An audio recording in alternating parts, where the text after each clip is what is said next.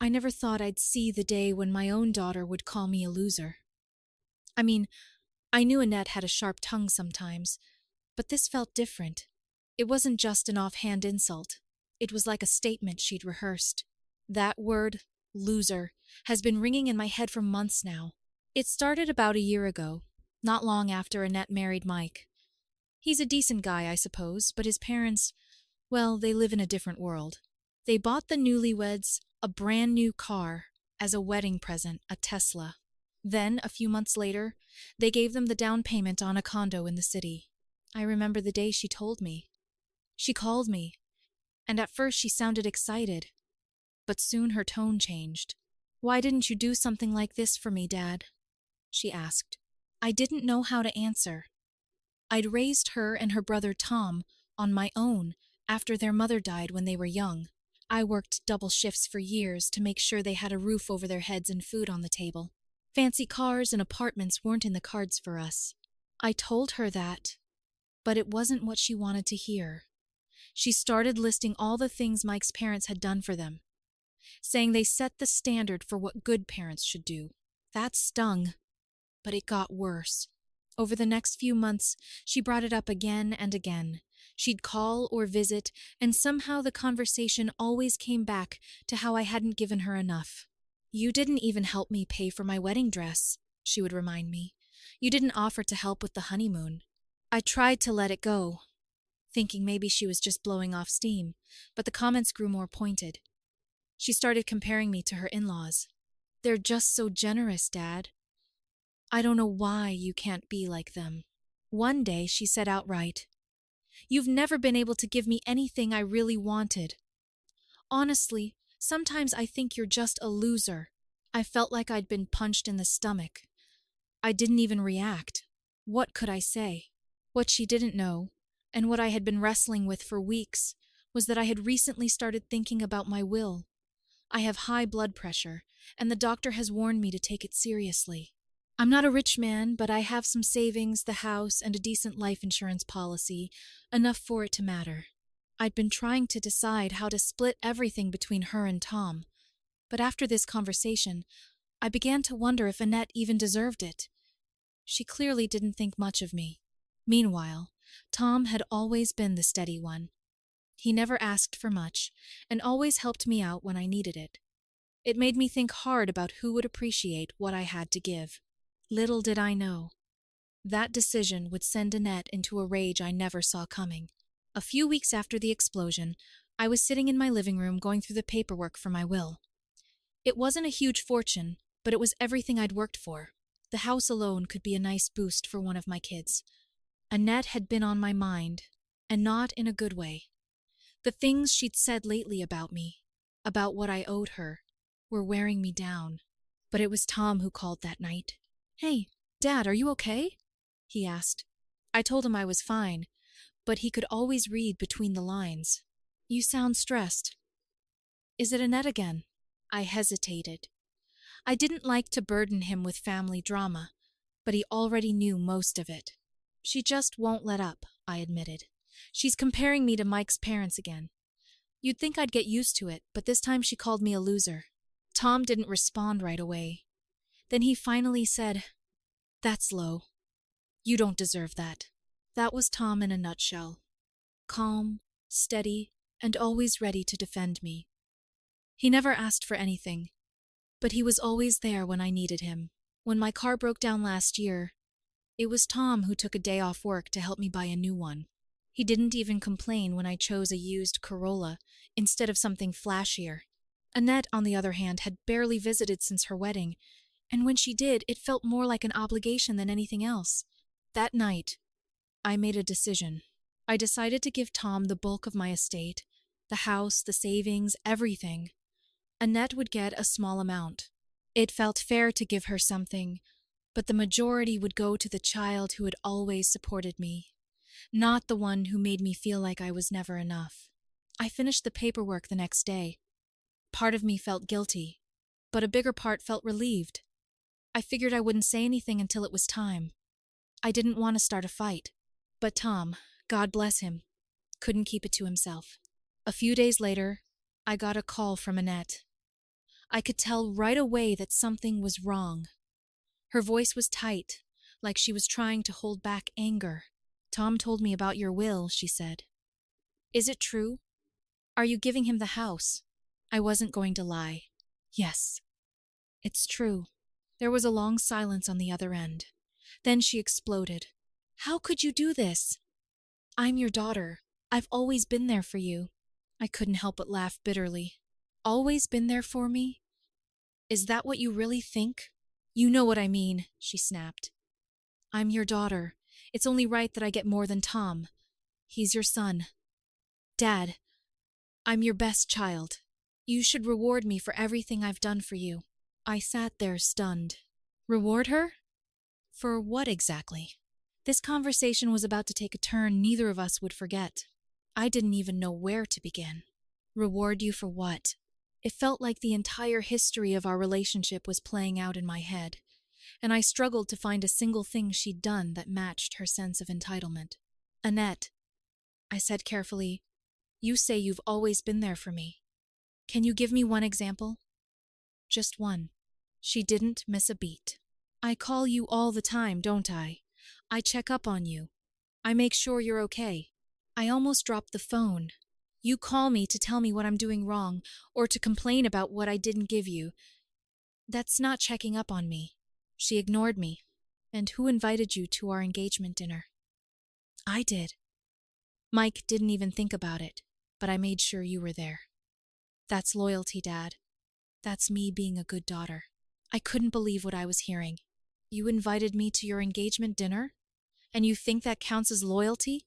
Her tone changed. Sharper now. You're twisting my words. The point is, I've done more for you than you know, and let's not pretend that Tom deserves more than I do. What has he ever done? He's just your golden boy, who never had to fight because you gave him everything. Now I was angry. I took a deep breath and tried to keep my voice calm. Tom never asked for anything, not even once, and he's always helped me when I needed him. No complaints, no strings attached. Can you honestly say the same? She scoffed. That's because you always favored him. He didn't have to ask because you handed it to him on a silver platter. You never cared for me in the same way. That was it. I couldn't hold back anymore. Do you hear yourself, Annette? You're twisting reality to fit your narrative. I gave you as much as I could. You went to college debt-free because I worked double shifts for years to make it happen. You got braces when you needed them. You went on field trips, had new clothes every year, and even had a car in high school. It wasn't a Tesla, but it was what I could afford. And now you're sitting here rewriting history because Mike's parents have more money to throw around than I ever could. For a moment, I thought she might actually back down, but instead, she doubled down. None of that matters. What matters is what you're doing right now, and right now you're cutting me out of what's rightfully mine. I couldn't believe the nerve. Rightfully yours? I repeated. This is my money, Annette. It's not yours. It was never yours. I get to decide what to do with it, and frankly, you've made it pretty easy for me. There was silence again. But it wasn't the kind that meant she was thinking. I could almost hear her anger boiling over. You're being unbelievable, she finally said. You're punishing me for having higher standards than Tom, is that it? You hate that I want more for myself. Isaiah. No, Annette. I hate that you think I owe you more just because someone else gave you more. You've made it clear what you think of me, and I'm just returning the favor. That last line seemed to hit her hard. For the first time, she didn't have a quick comeback. I thought maybe that was the end of it. But then she said something I hadn't expected. You're going to regret this, Dad. You'll see. And with that, she hung up. A few weeks went by without a word from Annette. I figured she needed time to cool off, and frankly, I wasn't in any hurry to reopen that wound. Then, out of the blue, she showed up at my house one night holding a stack of papers and looking determined. Can we talk? She asked. She wasted no time. Sitting at the kitchen table, she laid out her case like a lawyer in a courtroom. I've been thinking, Dad, this isn't fair. I'm the one who's married, the one who's starting a family. Don't you want your inheritance to help your future grandchildren? Tom doesn't need the house the way I do. I couldn't believe what I was hearing. You think Tom's future doesn't matter because he's not married? I asked. She waved it off. I'm not saying that. I'm saying you need to think about who this is really going to help the most. It wasn't just entitlement. It was calculated. Every point she made was designed to justify why she deserved more. I'm not punishing you, Annette, I said firmly when she finished, but I'm not rewarding behavior that's all about taking. Her face hardened, and she stood up, gathering her papers. You'll regret this, she said as she walked out. I thought that might be the end of it. I was wrong. A week later, I received a phone call from Mike, Annette's husband. He never called me directly, so I knew something was up. Hey, Mr. Carter? He started awkwardly. Listen, I wanted to talk to you about this whole inheritance thing. Annette's really upset. Isail. Mike, that's not something I want to discuss with you. It's between me and my kids. I understand that, he said quickly, but you have to understand where she's coming from. We're under a lot of financial pressure right now. She feels like you're overlooking everything she's done to be a good daughter. Mike, I interrupted, I'm not going to argue with you about this. Annette knows why I made the decision I did. He didn't push, but it was clear he wasn't happy. Well, I just hope you reconsider. For the sake of the family. I hung up, more irritated than anything else, but that wasn't the end of it. A few days later, I started getting texts from extended family members. Why are you cutting Annette out? One cousin asked. Another said, I hear you're giving everything to Tom. That doesn't seem fair. It didn't take long to figure out that Annette had been making the rounds, telling everyone her version of events. She made it sound like I was playing favorites, like I didn't care about her or her future. I ignored it at first, but then I got a call from my sister Diane. What's going on with you and Annette? She asked. She says you're leaving her with nothing. Of course she says that, I replied, but she's not telling you the whole story. Diane listened as I explained, but I could tell she was uncomfortable. Look, she finally said, I'm not saying she's right, but maybe you should try to make things right. She's your daughter after all. This was exactly what Annette wanted, pressure from the family to make me back down.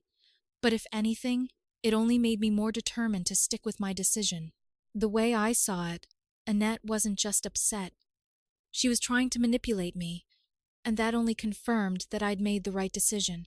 The family drama was exhausting, but I refused to let Annette guilt me into changing my mind. Still, it felt like the walls were closing in, and I knew she wasn't finished. One Saturday afternoon, Tom came over to help me with some yard work.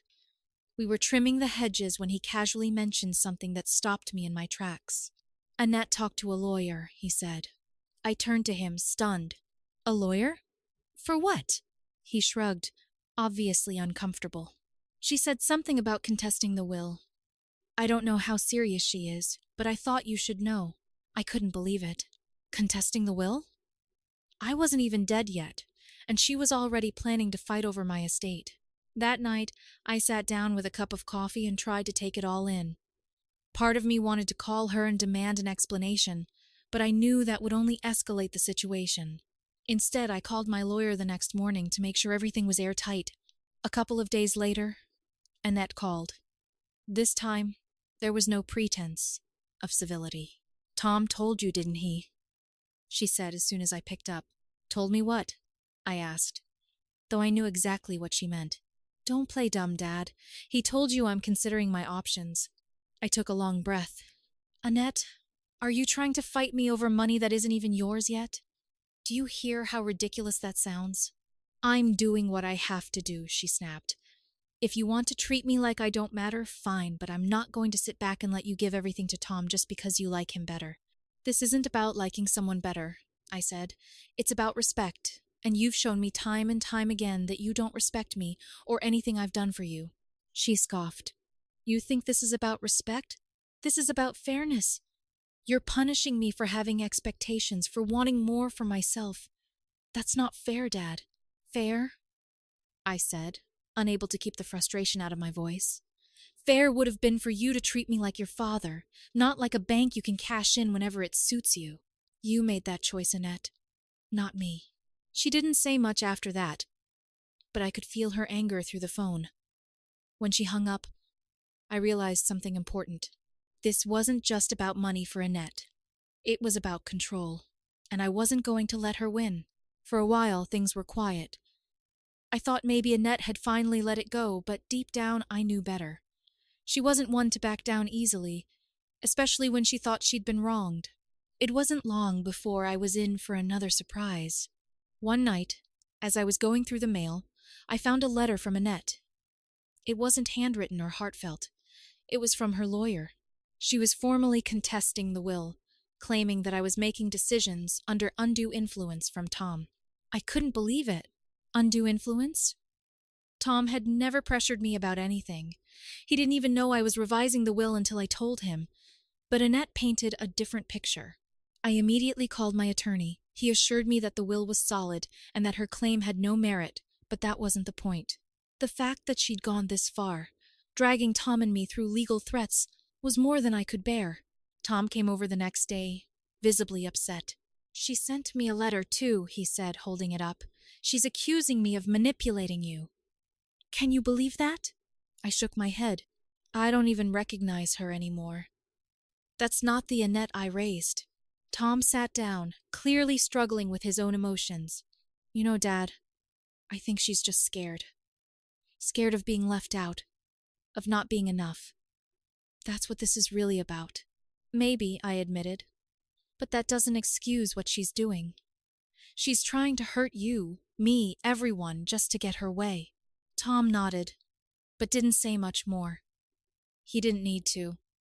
The damage had already been done, and we both knew it. Later that week, Annette called again, her tone more subdued this time. "Look, Dad," she said, "I'm sorry it had to come to this, but you're leaving me no choice. I've been trying to talk to you, and you're not listening." "I hear you loud and clear, Annette," I said. "You are willing to destroy this family for money. That's all I need to know." Her voice cracked just a little. "That's not fair, Dad. I just want what's right." I almost felt sorry for her at that moment, but I couldn't be swayed. "What's right," I said, "is to make decisions based on how people treat each other. You may not like it, but I stand by what I've done." After that, she didn't call for a while, but I knew the battle was far from over. Weeks went by, and though I didn't hear from Annette, the tension lingered like a storm cloud. Tom checked in regularly, mostly to make sure I wasn't letting the stress get to me. My blood pressure was bad enough without all this drama. Then, one night, I got a text from Diane, my sister. Annette called me. "She's really upset. Says she's planning something big. You need to talk to her." I didn't respond.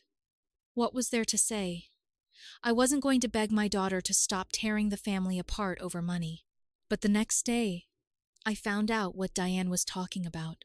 Tom showed up at my house, his face set in anger. "Dad, did you see this?" he asked, handing me his phone. It was a screenshot of a post Annette had made on social media. In it, she accused me of abandoning her as a child and playing favorites with Tom. She painted herself as the victim, claiming that I deliberately cut her out of my life and will because I couldn't handle her success and independence. The comments were worse. "Parents are supposed to treat their children equally," one person wrote. Another said, "I can't believe your dad would do this to you. Stay strong." My chest tightened as I read it all. She was dragging my name through the mud, turning our private family issues into a public spectacle. "I can't believe she'd go this far," Tom said, pacing the living room. "This isn't just about money anymore. She's trying to destroy your reputation." I sat down and stared at the floor. "I don't even know who she is anymore, Tom. How did we get here?" He didn't have an answer, and neither did I. That night I called Diane. "What exactly did Annette tell you?" I asked. Diane hesitated. "She said she feels that you've always favored Tom, that you've never appreciated her. She thinks this is her chance to stand up for herself." "Stand up for herself?" I said, almost laughing. "By slandering me online?" "She's hurt, Carter," Diane said quietly, but I think she's in over her head. You need to talk to her before it gets worse. I thanked Diane for the advice, but I knew I wasn't going to take it. Annette had crossed a line that I couldn't ignore. I decided then and there to go over everything in detail with my lawyer. I wasn't just protecting Tom anymore, I was protecting myself. Annette thought she was backed into a corner. She had no idea that I was already 10 steps ahead of her. A few days after the social media fiasco, Annette called. I debated not answering, but I picked up out of curiosity. Her voice was sharp, but there was a hint of desperation underneath. Dad, you made your point, but this has gone too far. You need to fix this. I remained calm. Fix what, Annette? You're the one who brought this out into the open. You're ruining our relationship, she shot back. Do you really want it to end like this? Do you want people to think you're a terrible father?